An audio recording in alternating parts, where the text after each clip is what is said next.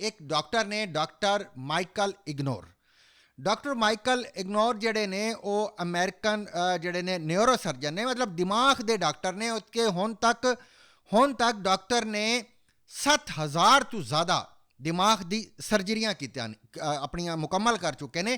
ਤੇ ਉਹ ਦਿਮਾਗ ਦੇ ਡਾਕਟਰਾਂ ਦਾ ਇੱਕ ਬੜਾ ਔਰ ਮੋਤਬਰ ਨਾਮ ਸ਼ੁਮਾਰ ਹੁੰਦੇ ਨੇ। ਮਾਈਕਲ ਜਿਹੜਾ ਸੀ ਉਹਨੇ ਜ਼ਿੰਦਗੀ ਦੇ ਆਪਣੇ 2 ਹਿੱਸੇ ਯਾਨੀ ਕਿ ਤਕਰੀਬਨ ਕੋਈ 40 ਸਾਲ ਉਹ ਮੁਲਹਿਦ ਰਹੇ ਨੇ। ਉਹਨਾਂ ਦਾ ਖੁਦਾ ਦੇ ਉੱਤੇ ਕੋਈ ਯਕੀਨ ਹੀ ਨਹੀਂ ਹੁੰਦਾ ਸੀ। ਲੇਕਿਨ ਕੁਛ ਚੀਜ਼ਾਂ ਉਹਨਾਂ ਦੇ ਸਾਹਮਣੇ ਐਸੀ ਆਈਆਂ ਸਾਇੰਸੀ ਤੌਰ 'ਤੇ ਜਿਨ੍ਹਾਂ ਨੂੰ ਪ੍ਰੂਵ ਨਹੀਂ ਕੀਤਾ ਜਾ ਸਕਿਆ, ਸਾਇੰਸੀ ਤੌਰ 'ਤੇ ਜਿਨ੍ਹਾਂ ਦਾ ਉਹ ਕੋਈ ਨਤੀਜਾ ਨਹੀਂ ਕੱਢ ਸਕੇ, ਉਹਨਾਂ ਦਾ ਕੋਈ ਸੋਰਸ ਤਲਾਸ਼ ਨਹੀਂ ਕਰ ਸਕੇ। ਔਰ ਉਸ ਤੋਂ ਬਾਅਦ ਉਹਨਾਂ ਨੂੰ ਖੁਦਾ 'ਤੇ ਯਕੀਨ ਹੋਇਆ ਔਰ ਇਤਨਾ ਕਾਮਿਲ ਯਕੀਨ ਹੋਇਆ ਕਿ ਹੈਰਾਨ ਕਰ ਦਿੱਤਾ। ਉਹਨਾਂ ਨੇ 2 ਦਾਅਵੇ ਕੀਤੇ।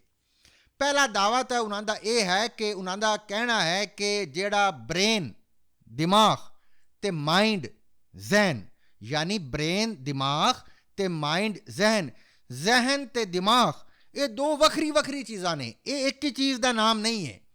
ਦਿਮਾਗ ਜਿਹੜਾ ਹੈ ਉਹ ਸਾਡੇ ਇੱਥੇ ਖੋਪੜੀ ਦੇ ਵਿੱਚ ਹੁੰਦਾ, 4 ਹਿੱਸੇ ਇੱਥੇ ਹੁੰਦੇ ਨੇ, 5ਵਾਂ ਇਹ ਪਿੱਛੇ ਹੁੰਦਾ ਰੀੜ੍ਹ ਦੀ ਹੱਡੀ ਦੇ ਨਾਲ, ਜਿਸ ਨੂੰ ਹਰਾਮ ਮਗਜ਼ ਵੀ ਆਖਿਆ ਜਾਂਦਾ ਹੈ। ਇਹ ਦਿਮਾਗ ਜਿਹੜਾ ਹੁੰਦਾ ਹੈ ਸਾਡੇ ਜਿਸਮ ਵਿੱਚ ਹੁੰਦਾ ਹੈ, ਲੇਕਿਨ ਜਿਹੜਾ ਜ਼ਹਿਨ ਹੈ ਉਹ ਸਾਡੇ ਜਿਸਮ ਵਿੱਚ ਨਹੀਂ ਹੁੰਦਾ। ਇਹ ਕਿੱਥੇ ਰਹਿੰਦਾ ਹੈ, ਕਿੱਥੋਂ ਆਉਂਦਾ ਹੈ, ਕਿੱਥੇ ਜਾਂਦਾ ਹੈ, ਇਸ ਦਾ ਅੱਜ ਤੱਕ ਕਿਸੇ ਨੂੰ ਕੋਈ ਪਤਾ ਨਹੀਂ ਚੱਲ ਸਕਿਆ। ਆਪਣੇ ਦਾਅਵੇ ਦੀ ਤਸਦੀਕ ਵਾਸਤੇ ਉਹਨਾਂ ਨੇ ਕਿਹਾ ਕਿ ਮੇਰੇ ਕੋਲ ਕਾਫੀ ਸਾਰੇ ਐਸੇ ਮਰੀਜ਼ ਆਏ ਨੇ ਕਿ ਜਿਨ੍ਹਾਂ ਦੀ ਕੋਈ ਮਾਮੂਲੀ ਜਿਹਾ ਆਪਰੇਸ਼ਨ ਹੈ ਸੀ, ਕੋਈ ਇਤਨੀ ਵੱਡਾ ਉਹਨਾਂ ਦਾ ਆਪਰੇਸ਼ਨ ਨਹੀਂ ਸੀ, ਔਰ ਮੇਰੇ ਤਾਈਂ ਉਹ ਇੱਕ ਆਮ ਜਿਹੀ ਚੀਜ਼ ਸੀ। ਲੇਕਿਨ ਜੋ ਹੀ ਆਪਰੇਟ ਸ਼ੁਰੂ ਹੁਆ ਤੇ ਉਹ ਜਿਹੜੇ ਨੇ ਅੱਲਾ ਨੂੰ ਪਿਆਰੇ ਹੋ ਗਏ। ਔਰ ਮੈਂ ਹੈਰਾਨ ਰਹਿ ਗਿਆ ਕਿ ਇਹ ਤਾਂ ਐਡੀ ਗੱਲ ਕੋਈ ਨਹੀਂ ਸੀ ਮਰਨ ਵਾਲੀ, ਜਿਹਦੇ ਵਿੱਚ ਇਹ ਮਰ ਗਏ। ਅਤੇ ਮੈਂ ਉਹ ਦਿਨ ਕਿ ਇੱਕ ਮਿਰਗੀ ਦੀ ਮਰੀਜ਼ਾਂ ਦਾ ਜਿਹੜਾ ਹੈ ਆਪਰੇਸ਼ਨ ਕੀਤਾ। ਉਸ ਮਿਰਗੀ ਦੀ ਮਰੀਜ਼ਾਂ ਦਾ ਜਿਸ ਵਕਤ ਆਪਰੇਸ਼ਨ ਕੀਤਾ, ਬੜਾ ਮੇਜਰ ਆਪਰੇਸ਼ਨ ਸੀ। ਅਤੇ ਪਹਿਲੇ ਤਾਂ ਉਹਦੇ ਜਿਸਮ ਦੇ ਵਿੱਚੋਂ ਸਾਰਾ ਖੂਨ ਕੱਢਿਆ ਗਿਆ। ਖੂਨ ਕੱਢਣ ਤੋਂ ਬਾਅਦ ਉਹਨਾਂ ਦਾ ਜਿਹੜਾ ਦਿਲ ਹੈ, ਉਹ ਦਿਲ ਉਸ ਮਰੀਜ਼ਾਂ ਦਾ ਉਸ ਨੂੰ ਮੁੰਜਮਦ ਕਰ ਦਿੱਤਾ ਗਿਆ, ਫਰੀਜ਼ ਕਰ ਦਿੱਤਾ ਗਿਆ, ਰੋਕ ਦਿੱਤਾ ਗਿਆ, ਔਰ ਦਿਮਾਗ ਦਾ ਸਾਰਾ ਖੂਨ ਵੀ ਕੱਢ ਲਿਆ ਗਿਆ।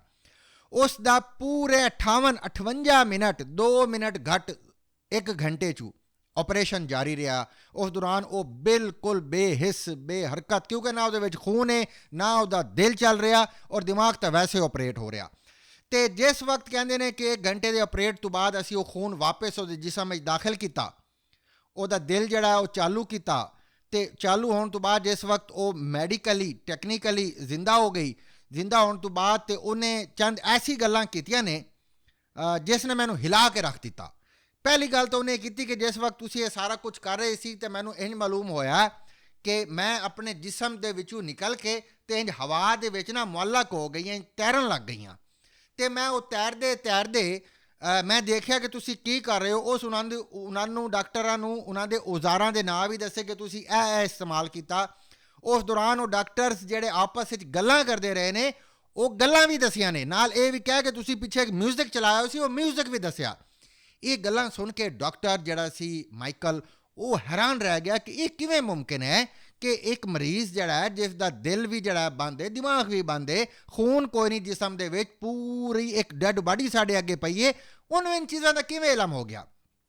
ਫਿਰ ਉਸਨੇ ਇਹਨਾਂ ਚੀਜ਼ਾਂ ਦੇ ਉੱਤੇ ਆਗੇ ਤਜਰਬਾਤ ਕਰਨੇ ਸ਼ੁਰੂ ਕੀਤੇ। ਮਸਲਨ ਇੱਕ ਮਰੀਜ਼ ਦਾ ਉਸਨੇ ਆਪਰੇਸ਼ਨ ਕੀਤਾ ਅਤੇ ਉਹਦੇ ਦਿਮਾਗ ਦੇ ਜਿਹੜੇ ਸਨ ਉਹਨੇ 2 ਹਿੱਸੇ ਕਰ ਦਿੱਤੇ, ਮਤਲਬ ਵਿੱਚੋਂ ਕੱਟ ਲਾ ਕੇ ਅਲੱਗ ਕਰ ਦਿੱਤਾ। ਅਤੇ ਉਹ ਹੈਰਾਨ ਰਹਿ ਗਿਆ ਇਹ ਗੱਲ ਵੇਖ ਕੇ ਕਿ ਉਹ ਜਿਹੜੇ ਦੋਵੇਂ ਹਿੱਸੇ ਸਨ ਜਿਹੜੇ ਉਸਨੇ ਅਲੱਗ ਕੀਤੇ ਸਨ, ਉਹ ਹਿੱਸੇ ਵੀ ਆਪਸ ਦੇ ਵਿੱਚ ਰਾਬਤੇ ਦੇ ਵਿੱਚ ਸਨ, ਅਤੇ ਬਾਹਰੋਂ ਕੋਈ ਨਾ ਕੋਈ ਉਹਨਾਂ ਨੂੰ ਖਿਆਲਾਤ, ਉਹਨਾਂ ਦੀ ਸੋਚਾਂ ਆ ਰਹੀਆਂ ਸਨ, ਅਤੇ ਉਹ ਆਪਸ ਦੇ ਵਿੱਚ ਵੀ ਟਰਾਂਸਮਿਸ਼ਨ, ਆਪਸ ਦੇ ਵਿੱਚ ਵੀ ਇੱਕ ਦੂਜੇ ਨੂੰ ਭੇਜ ਰਹੇ ਸਨ, ਹਾਲਾਂਕਿ ਕੱਟ ਕੇ ਅਲੱਗ ਹੋ ਚੁੱਕੇ ਸਨ।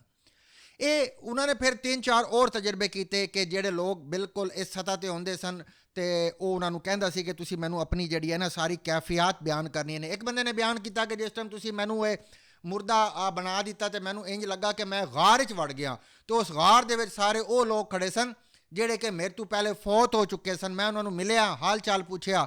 ਇੱਕ ਹੋਰ ਮਰੀਜ਼ ਨੇ ਦੱਸਿਆ, ਉਹਨੇ ਕਿਹਾ ਜੀ ਮੈਨੂੰ ਇੰਝ ਲੱਗਾ ਕਿ ਇੱਕ ਬੱਸ ਦੇ ਵਿੱਚ ਮੈਂ ਜਾ ਰਿਹਾ ਸੀ, ਮਤਲਬ ਜਿਸ ਵਕਤ ਉਹ ਠੀਕ ਸੀ, ਇੱਕ ਬੱਸ 'ਚ ਜਾ ਰਿਹਾ ਸੀ, ਉਸ ਬੱਸ ਦਾ ਹਾਦਸਾ ਹੋਇਆ ਤਾਂ ਉਹਦੇ ਵਿੱਚ ਕਈ ਲੋਕ ਮਾਰੇ ਗਏ ਸਨ। ਉਹ ਨਹੀਂ ਜਾਣਦਾ ਸੀ ਕਿ ਲੋਕ ਮਰ ਗਏ ਨੇ, ਕਿਉਂਕਿ ਉੱਥੋਂ ਤਾਂ ਐਕਸੀਡੈਂਟ ਹੋਇਆ ਤੇ ਉਹਨਾਂ ਬੰਦਿਆਂ ਨੂੰ ਚੱਕ ਕੇ ਲੈ ਗਈ ਐਂਬੂਲੈਂਸ ਦੀ ਗਾੜੀਆਂ, ਬਾਅਦ ਵਿੱਚ ਉਹ ਮਰ ਗਏ। ਉਹਨੂੰ ਨਹੀਂ ਪਤਾ ਸੀ, ਉਹਨਾਂ ਨੂੰ ਨਾਂ ਦਾ ਵੀ ਨਹੀਂ ਪਤਾ ਸੀ ਕੌਣ ਕੌਣ ਸਨ। ਲੇਕਿਨ ਜਿਸ ਵਕਤ ਉਹ ਉਸ ਹਾਲਤ ਵਿੱਚ ਗਿਆ ਕਿ ਜਿਹਨੂੰ ਤੁਸੀਂ ਮੁਰਦਾ ਹਾਲਤ ਹੀ ਆਖਿਆ ਜਾ ਸਕਦੀ ਹੈ, ਜਿਸ ਟਾਈਮ ਉਹਦਾ ਦਿਲ ਕੰਮ ਨਹੀਂ ਕਰ ਰਿਹਾ ਹੁੰਦਾ, ਦਿਮਾਗ ਕੰਮ ਨਹੀਂ ਕਰ ਰਿਹਾ ਹੁੰਦਾ, ਤੇ ਉਹ ਇੱਕ ਬਾਡੀ ਜੀ ਪਈ ਹੁੰਦੀ ਹੈ। ਉਹ ਕਹਿੰਦਾ ਕਿ ਮੈਨੂੰ ਉਹ ਸਾਰੇ ਅਫਰਾਦ ਮਿਲੇ, ਮੇਰੇ ਨਾਲ ਉਹਨਾਂ ਦਾ ਹਾਲ ਚਾਲ ਹੋਇਆ, ਮੈਂ ਉਹਨਾਂ ਦੇ ਨਾਮ ਤੋਂ ਉਹਨਾਂ ਨੂੰ ਪੁਕਾਰਿਆ, ਤੇ ਉਹ ਜ਼ਿੰਦਾ ਹੋਣ ਤੋਂ ਬਾਅਦ, ਯਾਨੀ ਕਿ ਦੁਬਾਰਾ ਤੂੰ ਆਪਣੀ ਹੋਸ਼ 'ਚ ਆਉਣ ਤੋਂ ਬਾਅਦ ਉਹਨਾਂ ਦੇ ਨਾਮ ਵੀ ਲੈ ਰਿਹਾ ਸੀ। ਇਸੇ ਤਰ੍ਹਾਂ ਡਾਕਟਰ ਨੇ ਇਹ ਵੀ ਤਜਰਬਾ ਕੀਤਾ ਕਿ ਜਿਹੜੇ ਲੋਕ ਕੋਮਾ ਚਲੇ ਜਾਂਦੇ ਨੇ, ਜਿਹੜੇ ਮੁਸਤਕਿਲ ਬੇਹੋਸ਼ੀ ਚਲੇ ਜਾਂਦੇ ਨੇ, ਉਹਨਾਂ ਦਾ ਦਿਮਾਗ ਵੀ ਅਲਰਟ ਰਹਿੰਦਾ ਹੈ, ਉਹ ਵੀ ਗਿਣਤੀ ਕਰ ਰਿਹਾ ਹੁੰਦਾ ਹੈ, ਆਪਣੇ ਸ਼ਨਾਸ਼ਾਵਾਂ ਦੇ ਨਾਂ 'ਤੇ ਰਿਸਪੌਂਸ ਕਰ ਰਿਹਾ ਹੁੰਦਾ ਹੈ। ਇਸ ਤੋਂ ਉਹਨਾਂ ਨੇ ਇਹ ਅਖਜ਼ ਕੀਤਾ ਕਿ ਜਿਹੜਾ ਦਿਮਾਗ ਹੈ ਤੇ ਜਿਹੜਾ ਜ਼ਹਿਨ ਹੈ, ਇਹ ਦੋ ਅਲੱਗ ਅਲੱਗ ਚੀਜ਼ਾਂ ਨੇ। ਹੁਣ ਜਿਹੜਾ ਇਹ ਜ਼ਹਿਨ ਹੈ, ਇਹਨੂੰ ਅਸੀਂ ਰੂਹ ਵੀ ਆਖਦੇ ਹਾਂ।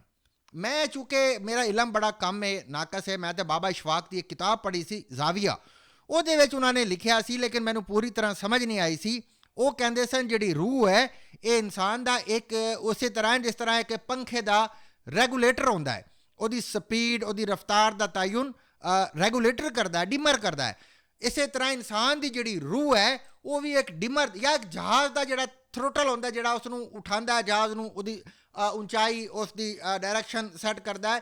ਉਹਨਾਂ ਦਾ ਕਹਿਣਾ ਸੀ ਕਿ ਤੁਹਾਡਾ ਜਿਹੜਾ ਇਹ ਰੂਹ ਹੈ ਇਹ ਵੀ ਇੱਕ ਥਰੋਟਲ ਜਾਂ ਡਿਮਰ ਦੀ ਤਰ੍ਹਾਂ ਹੁੰਦੀ ਹੈ। ਲੇਕਿਨ ਜਿਹੜਾ ਡਾਕਟਰ ਮਾਈਕਲ ਨੇ ਸਮਝਾਇਆ, ਡਾਕਟਰ ਮਾਈਕਲ ਦਾ ਕਹਿਣਾ ਹੈ ਕਿ ਇਹ ਜਿਹੜਾ ਜ਼ਹਿਨ ਹੈ ਇਹ ਕਿੱਥੋਂ ਆਉਂਦਾ ਹੈ, ਇਹ ਕਿੱਥੇ ਚਲਾ ਜਾਂਦਾ ਹੈ, ਇਹ ਕਿੱਥੇ ਰਹਿੰਦਾ ਹੈ, ਇਸ ਬਾਰੇ 'ਚ ਕੋਈ ਇਲਮ ਨਹੀਂ ਹੈ। ਲੇਕਿਨ ਉਹਨਾਂ ਦੇ ਮੁਤਾबिक ਕਿ ਉਹ ਆਪਣਾ ਜਿਸਮ, ਪਾਲਤੂ ਜਿਸਮ ਛੋੜ ਕੇ ਕਿਸੇ ਔਰ ਜਿਸਮ ਦੇ ਵਿੱਚ ਕਿਸੇ ਔਰ ਜਗ੍ਹਾ 'ਤੇ ਮੁੰਤਕਿਲ ਹੋ ਜਾਂਦਾ ਹੈ। ਜਦਕਿ ਡਾਕਟਰ ਸਾਹਿਬ ਦਾ ਕਹਿਣਾ ਸੀ ਕਿ ਅਗਰ ਤੁਹਾਡੇ ਦਿਮਾਗ ਦੇ ਵਿੱਚ ਅੱਛੇ ਖਿਆਲਾਤ ਆ ਰਹੇ ਨੇ, ਤੁਹਾਡੇ ਦਿਮਾਗ ਦੇ ਵਿੱਚ ਅਗਰ ਅੱਛੀ ਸੋਚਾਂ ਆ ਰਹੀਆਂ ਨੇ, ਤੇ ਉਹਨਾਂ ਸੋਚਾਂ ਦਾ ਸਦਕਾ ਉਤਾਰੋ, ਉਹਨਾਂ ਦੇ ਉੱਤੇ ਅਮਲ ਕਰੋ।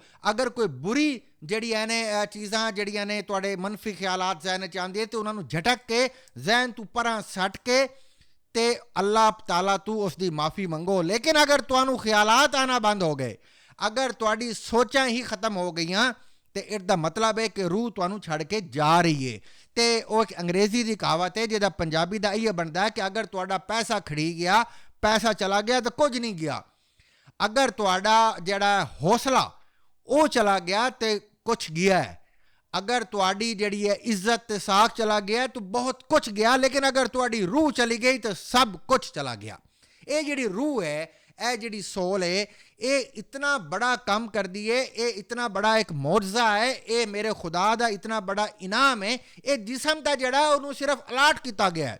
ਮਤਲਬ ਜਿਸ ਜਿਸਮ 'ਤੇ ਅਸੀਂ ਨਾਜ਼ਾਂ, ਜਿਸ ਦੀ ਹਕੀਕਤ ਨਿਆਜ਼ ਅਹਿਮਦ ਦੀ ਤਰ੍ਹਾਂ 4.25 ਸੈਕਿੰਡ ਹੈ, 4.25 ਸੈਕਿੰਡ ਤੋਂ ਬਾਅਦ ਇਹ ਅਸੀਂ ਮਿੱਟੀ ਦਾ ਢੇਰ ਬਣ ਜਾਂਦੇ ਹਾਂ। ਅਸੀਂ ਕਿਤਨੀ ਤਗੋ ਦੋ ਕਰਦੇ ਹਾਂ ਜ਼ਿੰਦਗੀ ਦੇ ਵਿੱਚ, ਕਿਤਨੀ ਭਾਗ ਦੌੜ ਕਰਦੇ ਹਾਂ, ਬੱਚੇ ਹੋ ਜਾਣ, ਜਵਾਨ ਹੋ ਜਾਣ, ਬੱਚਿਆਂ ਦਾ ਫਿਊਚਰ ਬਣ ਜਾਵੇ, ਮੁਸਤਕਬਲ ਇਹਨਾਂ ਦਾ ਮਹਿਫੂਜ਼ ਹੋ ਜਾਵੇ, ਸਾਡੇ ਕੋਲ ਫੈਕਟਰੀ ਲੱਗ ਜਾਵੇ, ਅਸੀਂ ਇਲੈਕਸ਼ਨ ਜਿੱਤ ਜਾਵੀਏ, ਅਸੀਂ ਇਹ ਲੇਕਿਨ ਹਕਾਇਕ ਇਹ ਨੇ 4.25 ਸੈਕਿੰਡ। और ये ज़िंदगी इतनी नापायदार, इतनी बेयकीन होएगी। मैनू नियाज़ अहमद की वीडियो देख के ये एहसास होया और साढ़े नाल भी इंजे होना है। ये गल सारे लिख लईए तो असी सिर्फ ये करिए कि साढ़े विच जिहड़े अच्छे ख्यालात आ रहे ने, एक कुदरत का इनाम समझ के उन्हां दे उत्ते अमल करिए। जिंदगी कितनी नापायदार है, ये कितनी बेएतबारी है।